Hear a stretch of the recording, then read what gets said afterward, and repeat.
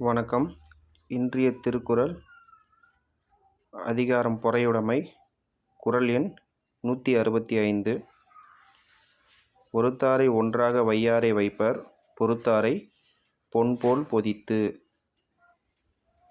இந்த திருக்குறள் இருக்க வார்த்தையோட பொருள் ஒருத்தாரைனா தண்டித்தவரை, ஒன்றாகனா ஒரு பொருட்டாக, பொதிந்து அப்படின்னா மனதில் வைப்பர்.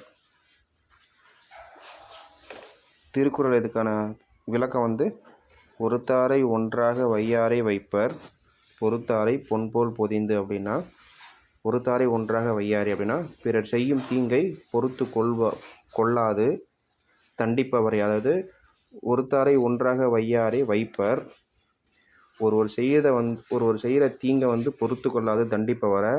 சான்றோர்கள் சான்றோர்னா அறம் செய்யக்கூடிய நல்லவங்க ஒரு பொருட்டாக மதிக்க மாட்டாங்க. பொறுத்தாரை பொன்போல் பொதிந்து அப்படின்னா, ஆனால் பொறுத்து கொள்வாரை பொன் போல மதித்து மனத்துள் வைத்து கொள்வர் அப்படின்ற அந்த திருக்குறளோட பொருள். என்ன அப்படின்னா, ஒருத்தவங்க ஒரு தீங்கு செய்கிறாங்கன்னா அதை பொறுத்து கொள்ளாத அவங்கள தண்டிக்கணும் அப்படின்னு சொல்லிட்டு தண்டிக்கிறவங்க ஒரு பொருட்டாக மதிக்க மாட்டாங்க.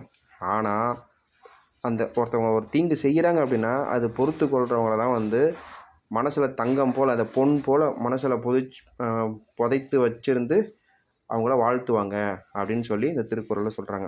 புரியுதுங்களா? ஒருத்தன் நம்ம தப்பு செஞ்சிட்டாங்க அப்படின்னா, அவனை நமக்கு தீங்கு செஞ்சிட்டான், நமக்கு ஏதோ தப்பு பண்ணிட்டான், நம்ம ஏதோ பழிவாங்கிறதுக்கு பண்ணிட்டான், நம்ம மீண்டும் போய் பழிவாங்கிறதுக்கு போய் நிற்கக்கூடாது. புரியுதுங்களா? அதை நம்ம பொறுத்து நம்ம வேலையை நம்ம கரெக்டாக செஞ்சுட்டு போய்கிட்டே இருக்கணும். அடுத்தவனை போய் பழி வாங்குறேன்ட்டு போயிட்டு அது சண்டையை பெருசாக்கி பிரச்சனை பண்ணிகிட்டு இருக்கிறத விட்டுட்டு, நம்மளோட வேலை என்னவோ அதை செஞ்சுட்டு போயிட்டே இருப்போம். அடுத்தவன் என்ன செய்கிறான், அடுத்தவன் நமக்கு என்ன பண்ணுறான்றதை யோசித்து அவனுக்காக போய் நம்ம சண்டை போட்டுட்டு நம்ம நேரத்தை வீணடிக்க வேணாம். நம்மளோட வேலையை நம்ம கரெக்டாக செஞ்சுட்டு போயிட்டே இருந்தோம் அப்படின்னா நமக்கானது தேடி வரும்.